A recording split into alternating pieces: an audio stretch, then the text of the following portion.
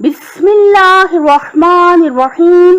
ماہ رمضان میں ہر رات پڑھی جانے والی دعا نمبر 3۔ جب بھی عربی زبان میں دعا مانگیں ہمیشہ 2 باتوں پر نگاہ رہے۔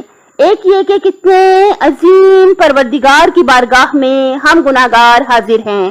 بالکل ایسے آ جایا کیجئے جیسے گناہگار مجرم انسان بہت مہربان بادشاہ کی خدمت میں آ جاتا ہے اور اپنے گناہوں پر، اپنی غلطیوں پر شرمندہ سا ہو جاتا ہے اور دکھ سے اس کی آنکھوں میں آنسو آ جاتے ہیں کہ ہم اتنے عظیم پروردگار کی نافرمانیاں کرتے رہے ہیں، جھوٹ بولتے رہے ہیں، کتنے کرتے رہے ہیں اور کتنے گناہ ہم کرتے رہے ہیں۔ ہم غفور الرحیم ارحم الراحمین مہربان پروردگار کی بارگاہ میں آ گئے ہیں، تو جب آ جایا کیجئے تو سچے دل سے اسے معافی مانگ لیا کیجئے، شرمندہ ہو کے معافی مانگ لیا کیجئے۔ پہلی بات یہ کہ کتنے عظیم پروردگار کی بارگاہ میں ہم گناہگار آ گئے ہیں، اور دوسری بات یہ کہ ترجمے پر ہماری نگاہ رہے۔ کتاب کا نام ہے مفاتیح الجنان، رائٹر ہے شیخ عباس قمی، صفحہ نمبر ہے 329۔ پہلے ہم ترجمہ پڑھیں گے، پھر عربی اور پھر ترجمہ، تاکہ عربی پڑھتے ہوئے ترجمے پر ہماری نگاہ رہے۔ انیس الصالحین میں ہے کہ ماہ رمضان کی راتوں میں ہر رات میں پڑھے۔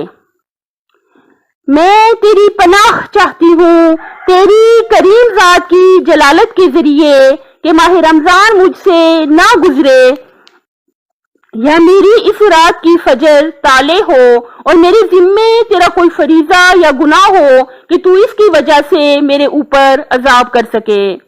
اعوذ بجلال وجہک الکریم ان یقضی انی شہر رمضان او یطلع الفجر من لیلتی هذه ولک فی قبلی تبعۃ او ذنب تعذبنی علیہ۔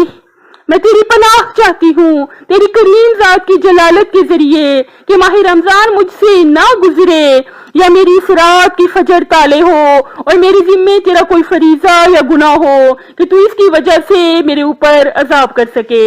اللہ تعالیٰ سے بھیک مانگ مانگ کے التجا کرتے ہیں، اللہ تعالیٰ ہم سب کے گناہ بخش دے، یا غفور الرحیم یا ارحم الراحمین۔ اللہ پاک ہم سب کے سارے گناہ بخش دے، ہماری ساری خطائیں، ہماری ساری غلطیاں معاف کر دے اور ہمیں واجبات ادا کرنے کی توفیق عطا فرما، اور جو قضا ہے ہم پہ نمازیں روزے ان پر بھی ہماری نگاہ رہے کہ قضا نمازیں پڑھیں، قضا روزے رکھیں یا روزوں کا کفارہ ادا کریں، تاکہ ہمارے ذمے کوئی ایسی بات ہی نہ ہو کہ اللہ تعالیٰ کا عذاب ہم پہ نازل ہو سکے۔ یاد رکھیے گا کہ اللہ تعالیٰ سخت ناراض ہوتا ہے، اللہ پاک راضی ہو ہی نہیں سکتا اگر ہم اس کی مخلوق کو اذیت کریں، اگر ہم اس کی مخلوق کو تکلیف دیں، چاہے ہمارے گھر کے افراد ہوں، چاہے باہر کے، چاہے ہمسائے ہوں، پوری انسانیت پہ اللہ تعالیٰ رحم کرے اور سب کے ساتھ انتہائی مہربان ہو جائیے۔ اپنے گھر والوں کا بہت زیادہ خیال رکھیں، خاص طور پہ اپنے ماں باپ کے سلسلے میں اللہ تعالیٰ سے ڈرتے رہیں، گھر والوں کا بہت خیال رکھیں، ہمسایوں کا خیال رکھیں، ساری دنیا کا خیال رکھیں، اس کا اجر صرف اور صرف اللہ سے لینا ہے۔